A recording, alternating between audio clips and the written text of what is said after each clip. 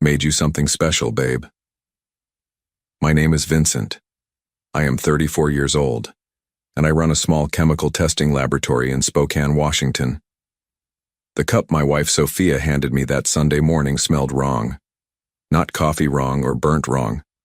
Chemical wrong. I had been married to Sophia for 8 years. We met when she was finishing nursing school, and I was starting my business.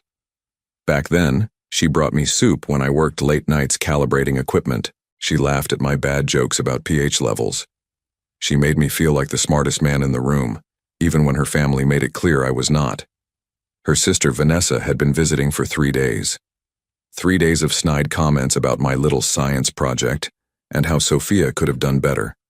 3 days of watching Sophia nod along like she agreed. 3 days of me biting my tongue while Vanessa treated our home like her personal stage for performing superiority. The night before, Sophia and I had argued. Nothing explosive, just the quiet kind of fight that happens when one person stops defending their husband and the other person stops expecting them to. She accused me of being too sensitive about Vanessa's jokes. I told her I was tired of being the punchline in my own house. We went to bed without saying goodnight. Now she stood in our kitchen at 8 in the morning, holding a steaming mug with both hands like an offering. Her smile was too bright. Too apologetic. The kind of smile that said she wanted to fix things without actually changing anything. My own herbal blend, she continued. It will help you relax. I took the cup. The liquid was dark amber, almost brown. Steam carried a scent that made my stomach turn. Bitter herbs, yes. But underneath that, something medicinal. Something that reminded me of the industrial solvents I used to clean lab equipment. Sophia watched my face carefully. Too carefully. Smells strong, I said. Good strong, she replied. From the living room, I could hear Vanessa on the phone with someone, probably our mother-in-law, probably complaining about the guest room towels or the water pressure, or how I loaded the dishwasher wrong. Her voice carried that particular tone she used when she wanted everyone to know she was suffering through my inadequacy. I raised the cup toward my lips and stopped. Something in Sophia's expression flickered. Anticipation, maybe, or curiosity about what would happen next. You're awesome, I said, and kissed her cheek. But I did not drink the tea. I built my laboratory from nothing.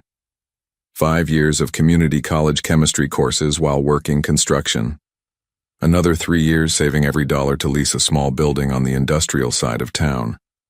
Equipment bought piece by piece from bankruptcy auctions. Late nights learning to operate mass spectrometers and gas chromatographs from YouTube videos and borrowed textbooks. The business started with soil testing for local contractors. Simple work. Checking for contamination before construction projects. But word spread. Soon I was analyzing water samples for the city, testing products for small manufacturers, even helping law enforcement with evidence analysis. Nothing glamorous. Just honest work that required precision and patience. Sophia used to brag about my work. She would tell her nursing colleagues about the time I identified a bacterial contamination that saved a daycare center from a lawsuit. Or how I helped a farmer prove his well water was being polluted by an upstream factory. She called me her scientist husband with genuine pride. That pride had been fading for 2 years. Ever since Vanessa moved back to Washington after her divorce and started spending every holiday, every birthday, every random weekend at our house. Vanessa worked in pharmaceutical sales. She drove a leased BMW and wore designer clothes and spoke about real science happening at major corporations. She made my small laboratory sound like a hobby. At first, Sophia defended me. She would remind Vanessa that I had built something from scratch, that my clients trusted my work, that independence meant something. But those defenses grew weaker each visit. Then they became laughs. Then they became silence. 3 months ago, Sophia suggested I should consider pivoting my career. Maybe get a job at one of the big labs in Seattle. Better benefits, more stability, more respect from her family. I told her I would think about it.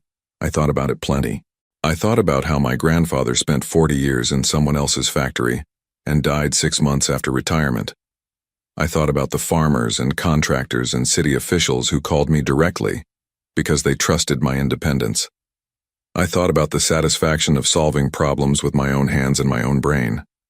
I also thought about the way Sophia looked at me when Vanessa was around. Like she was embarrassed. Like she wished I was someone else. Yesterday morning before our argument, I had overheard Sophia on the phone with Vanessa. They were discussing my stubbornness about keeping the lab. Sophia said maybe I needed something to help me see things more clearly. Vanessa laughed and said she knew exactly what Sophia meant. At the time, I thought they were talking about couples therapy. Now, holding this strange-smelling tea, I wondered if they had been talking about something else entirely. Vanessa walked into the kitchen carrying her phone and a look of practiced annoyance. She had been complaining to someone about the coffee maker, which apparently did not froth milk to her specifications. She set her phone on the counter and reached for the cup sitting next to mine. "Finally," she said, "something that smells decent in this house." I watched Sophia's face go pale. "Vanessa, wait," Sophia started. But Vanessa had already taken a long sip. She paused, made a face, then shrugged and took another drink. "Weird aftertaste, but whatever, I need caffeine." Sophia looked at me. I looked back. Neither of us moved to stop Vanessa from finishing half the cup. "Vincent," Sophia said carefully, "you should drink yours while it is still hot." I picked up my cup, the one Vanessa had not touched, the one that smelled like normal chamomile tea with honey. "This one?" "No, Sophia stopped herself. I understood then. 2 cups. 2 different contents, one for me, one that was supposed to be mine but was not anymore. "I think I will wait," I said. "Let it cool down a little."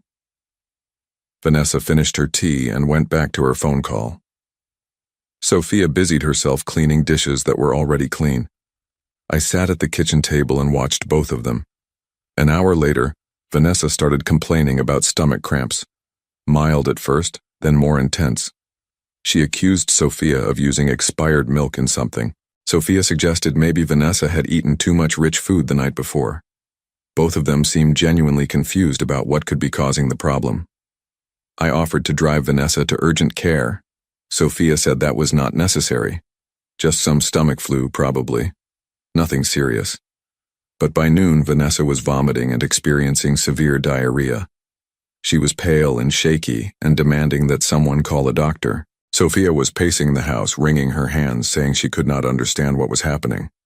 I could understand perfectly.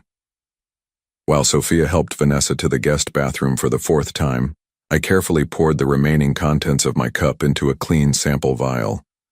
Then I washed the cup thoroughly and put it in the dishwasher. By evening, Vanessa was stable but exhausted. She had stopped vomiting but was still weak and dehydrated. Sophia insisted we take her to the emergency room. The doctors ran tests, found nothing immediately dangerous, and recommended rest and fluids. Possible food poisoning, they said. Or a 24-hour bug.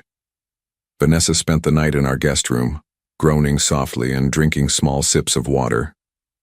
Sophia slept on the couch to be nearby if Vanessa needed anything.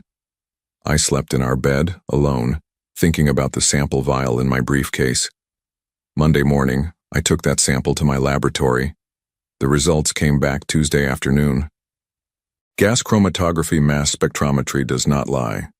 The tea sample contained chamomile, honey, and a concentrated extract of Cassia angustifolia, senna leaf, a powerful laxative that in high doses causes severe gastrointestinal distress, dehydration, and temporary incapacitation. Someone had deliberately prepared a cup of tea designed to make the drinker violently ill. That someone was my wife. I sat in my laboratory office, staring at the printout, trying to make sense of why Sophia would want to poison me. We had problems, yes. She was unhappy with my career choices. Her family looked down on me. But poisoning seemed like an extreme escalation from nagging about job applications, unless it was not about changing my mind, unless it was about something else entirely. I drove home early that day. Sophia was in the kitchen, preparing dinner like nothing had happened. Vanessa had finally felt well enough to eat solid food and was holding court at our dining table, describing her traumatic experience to someone on speakerphone. "How are you feeling?" I asked Sophia. Fine, she said. Worried about Vanessa, obviously, but fine. And how am I supposed to be feeling? She paused, wooden spoon halfway to her mouth for tasting. What do you mean? I mean, if I had drunk that tea instead of Vanessa, how would I be feeling right now? The spoon clattered against the pot. Sophia turned to face me, and I saw something I had never seen before in her eyes. Not guilt, not fear, calculation. I do not know what you are talking about, she said. Senna leaf, I said quietly. Concentrated extract. Enough to cause severe symptoms for 6 to 8 hours. Enough to require medical attention. Her face went completely blank. I have no idea what that is. It is what was in my tea. The tea you specifically made for me. The tea that Vanessa drank by mistake. You are being paranoid. I am being scientific. I tested the sample. I have the results. Sophia crossed her arms. You tested what sample? The tea I did not drink. The tea you watched me not drink. The tea you expected me to finish. For a moment, neither of us spoke. From the dining room, Vanessa's voice carried on about hospital bills and incompetent emergency room doctors.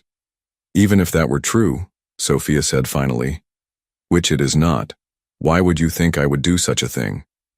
Because you wanted me incapacitated, sick enough to miss work for several days, sick enough to need care, sick enough to be dependent on you for something.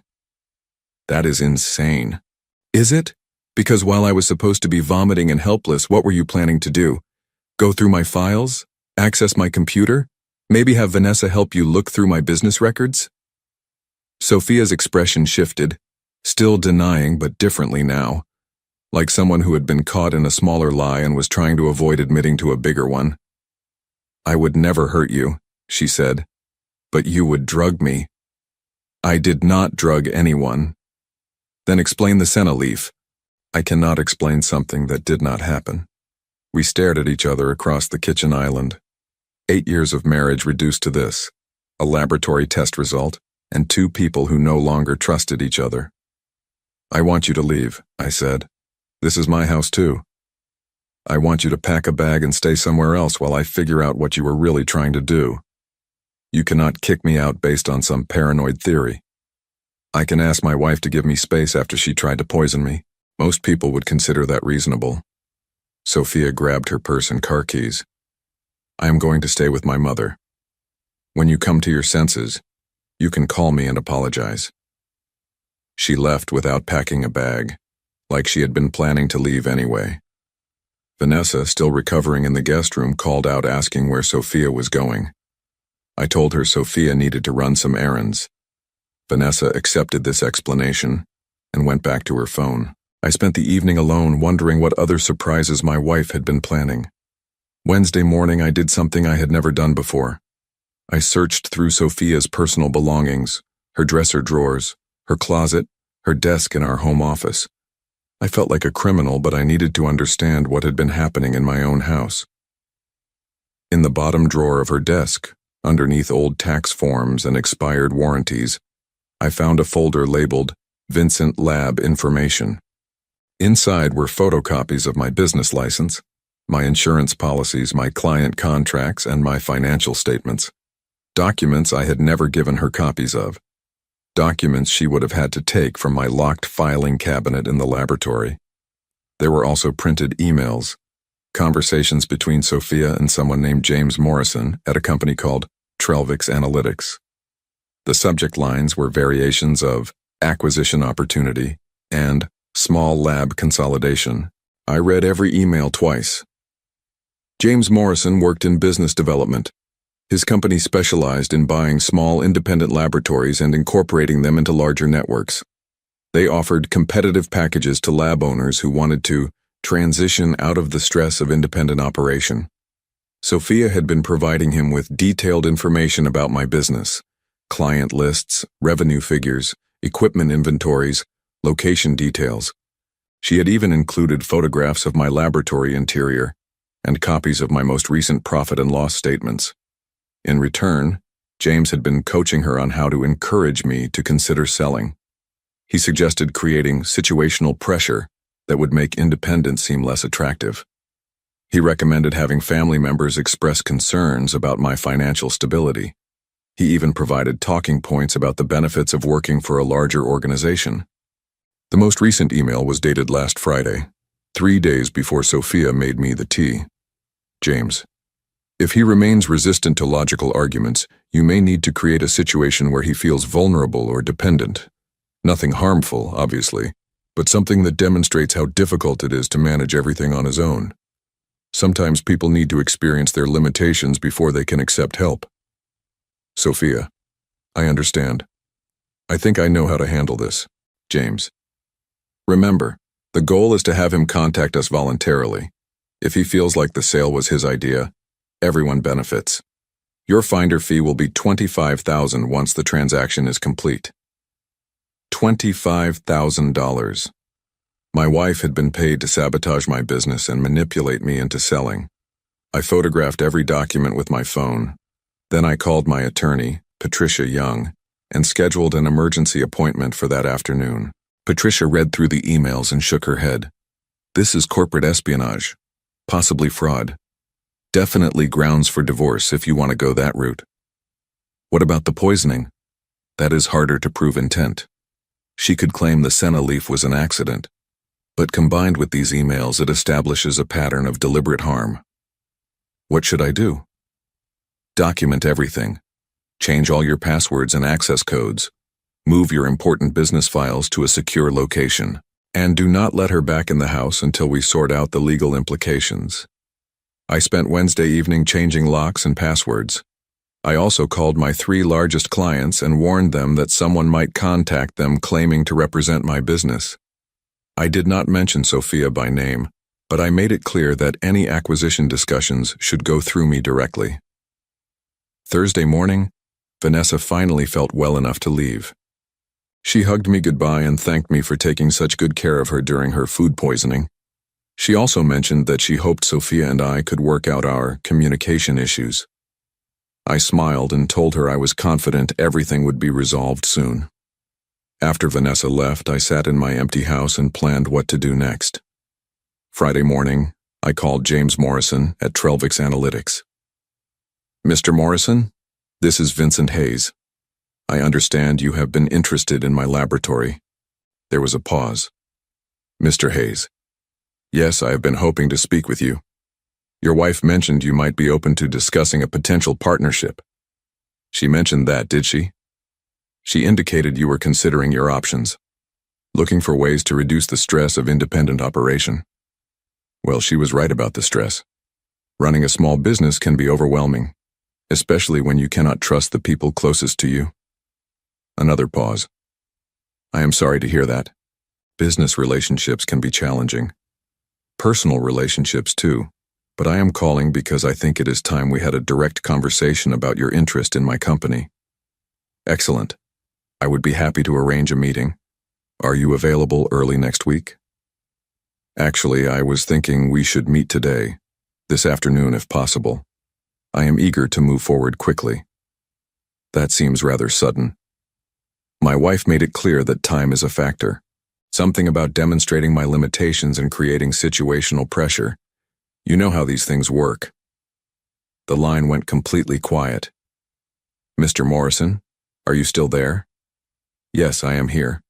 I think there may be some confusion about my conversations with your wife. No confusion at all.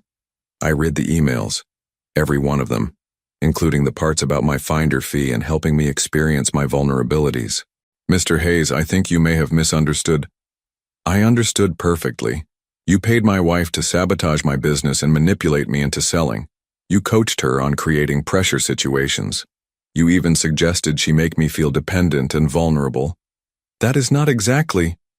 The question now is whether you want to deal with me directly, or whether you would prefer to explain your business practices to the state attorney general.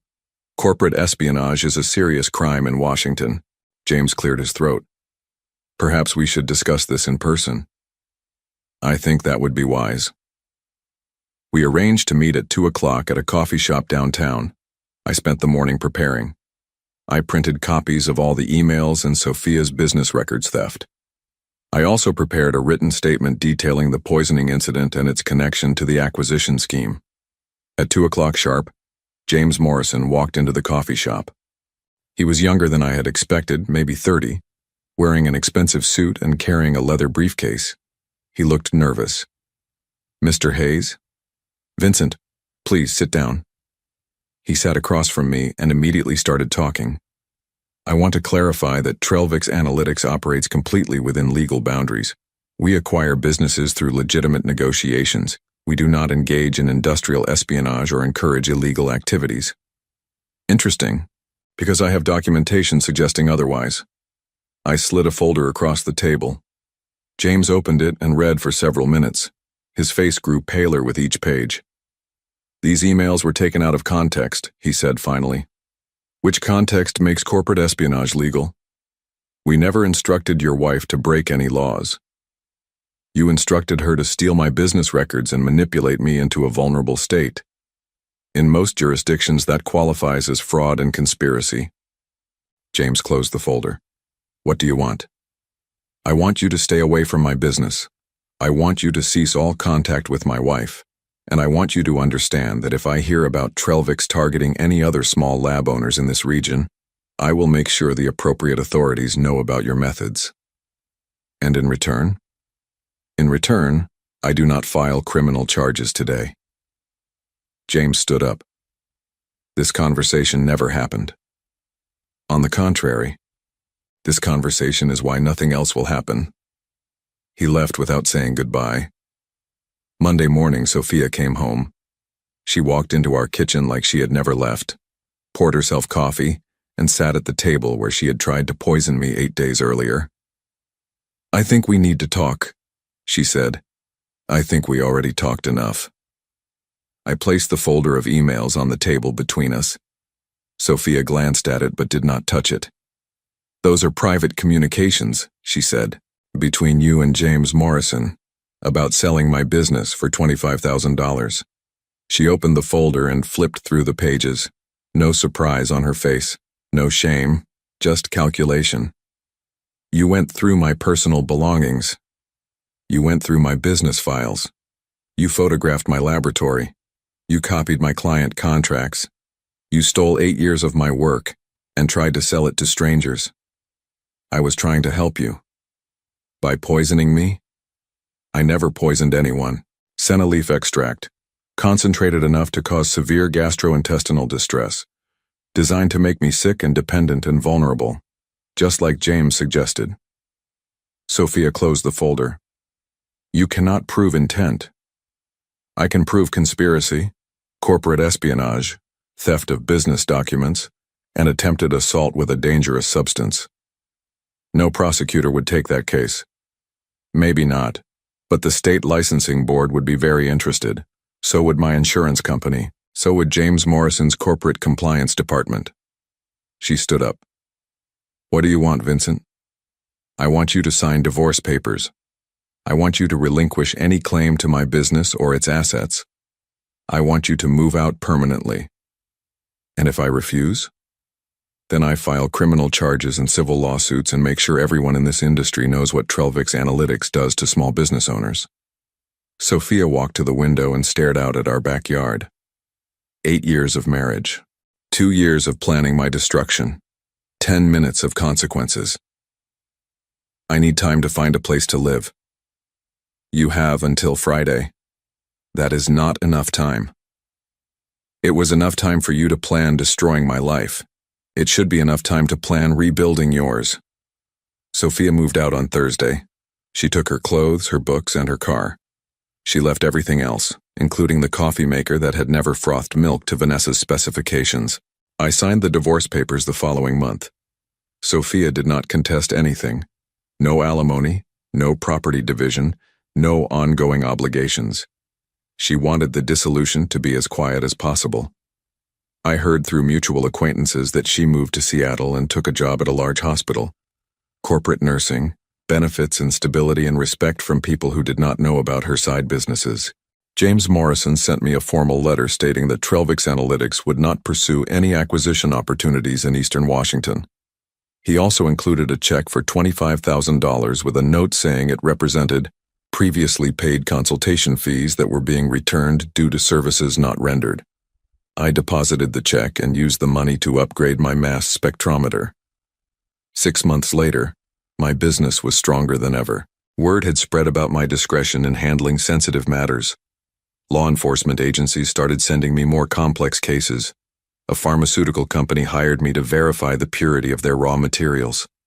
I was busier than I had ever been.